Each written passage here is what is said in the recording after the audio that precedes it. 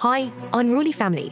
The story begins in the modern city of Tokyo, where an ugly, pathetic, and disgusting loser is walking on the streets. He thinks about the goals he has achieved in his life, but regrets that, despite being 37 years old, he never got a girlfriend. Suddenly, he is spotted by his friend on the way, who introduces him to his girlfriend. The man cannot believe his friend is way younger than him, but still, he has a girlfriend. His friend revealed the reason behind their sudden meeting, as he wanted to introduce his new girlfriend to him. But the pathetic loser gets surprised when a thief tries to kill his friend with a knife. He shoved him away and took the hit himself. His friend cannot believe that he saved his life and calls the ambulance as he was bleeding heavily. The ugly loser cannot believe he got stabbed and is about to die. He says he does not want to die, as he is still a virgin and has never had a chance to do things with a girl. His friend cries in pain and tells him not to say such things, as help is on the way and he will be saved. Just as he was about to die, he heard something in his head and wondered what that could be. He thinks the voice belongs to his friend, but it turns out to be a godly system that tells him that he has acquired overpowered skills. The pathetic loser can't help but wonder what the system is talking about. But he gets surprised when his soul leaves his body and he finds himself in the presence of a system. He realizes what the system was talking about is true. And just before he can ask any questions, he's reincarnated into another world as a slime named Rimuru. He thinks this is some kind of joke and says he was a man before his death. The system tells him about his death and shares that, due to dying, he is a virgin. He has been reincarnated into this world and has acquired overpowered skills that will help him become stronger. Now, after defeating the claimant, Rimuru is glad that everyone recognizes him as an overpowered demon lord. He has a banquet with his friends for defeating the unformidable claimant, and all of them are happy that they have sided with him. His friend Milim tried to drink alcohol, but Rimuru stopped her by saying she was too young to drink it. The other agrees to it and decides to head back to their hometown. In his hometown, he gets spotted by some monsters who quickly kneel before him as a token of respect for their demon lord. He is surprised at the scene and wonders when they have started practicing like this. Diablo arrives and bows in front of him before congratulating him for successfully defeating the claimant. Rimuru is surprised at the sudden arrival of Diablo and wonders what he's doing here. But Diablo tells him to rest in the castle as he believes he must be tired from his last battle. They relax in the castle, and one of the cooks, Haruna, treats him to some pudding. Diablo gives his own pudding to Veldora as promised and thanks him for his assistance. Veldora is glad that he kept his promise. But Rimuru feels something fishy and asks how Diablo knew about what was decided at Walpurgis. Veldora is horrified and does not want to reveal it. But Rimuru believes he must have sold the information for 3 desserts. He tells him not to eat desserts as it will be bad for his health. But Veldora reveals the reason behind it as he does not have control over his desire.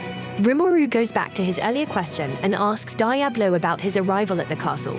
Diablo says he was busy with the task assigned by the great Rimuru.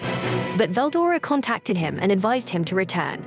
Rimuru gets mad at the revelation and bans Veldora from eating pudding for a whole week as a punishment for butting into other people's work. He then asks Diablo about the task he has given him, and Diablo says he completed it with ease. He reveals that at first he healed the king's men, who were about to die a painful death with a mysterious spell, but then left the king without healing it, which he reveals was necessary. One of the king's men, Raisin, is surprised at the power of Diablo, who is considered at war, one of the 7 primordial demons.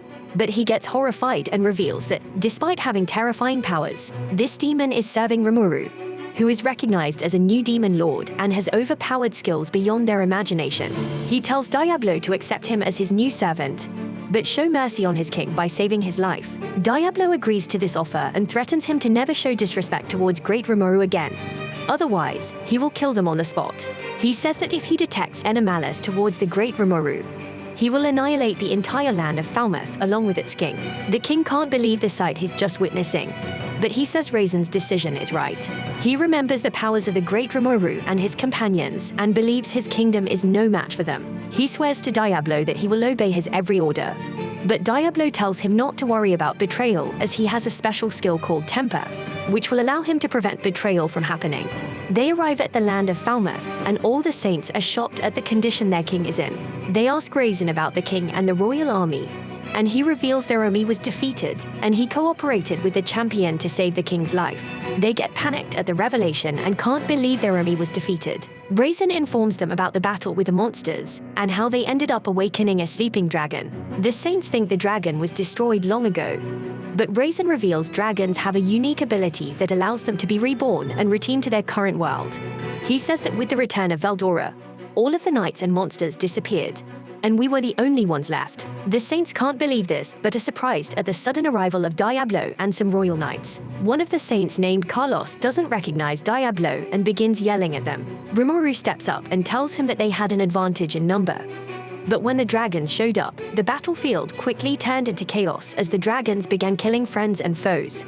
He says they were on the brink of death when the great Rimuru stepped in and saved their lives by convincing the dragon to not take theirs. Diablo is glad that his master is being appreciated, but gets mad when the saints say he was the leader of the dragon.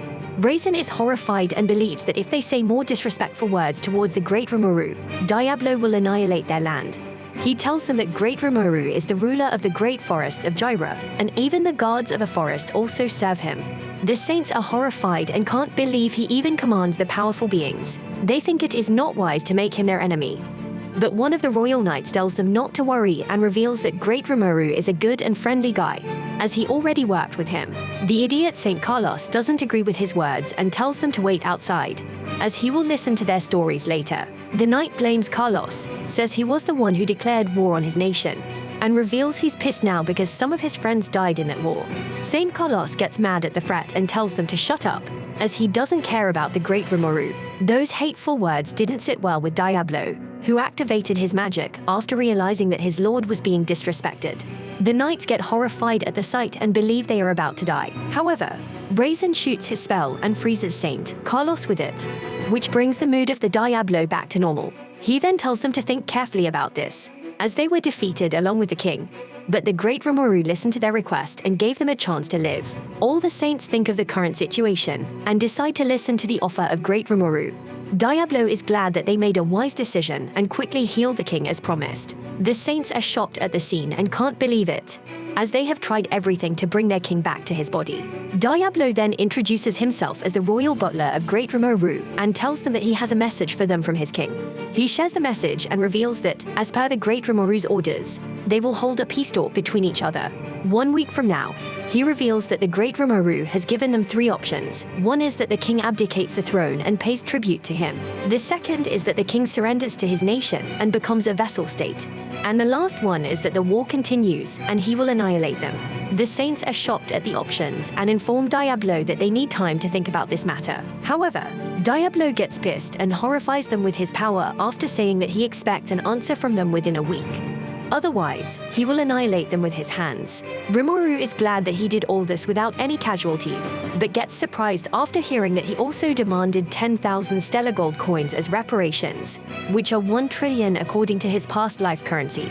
He tells him to lower this amount and let them pay in installments for 10 years. But Diablo doesn't agree with this and believes they have no choice but to accept the terms. He believes they will pick the second option. Otherwise, they know they have no chance of winning against us. As they talk, Rimuru looks at the crying Veldora and hands him back the matchup pudding, which cheers him up. He then tells Diablo to carefully analyze the situation and inform him immediately if something bad comes up. I appreciate you viewing my anime recap, Unruly Family. Please let me know what you think about that time I got reincarnated as a slime season 3 by liking, sharing, subscribing, and leaving a comment.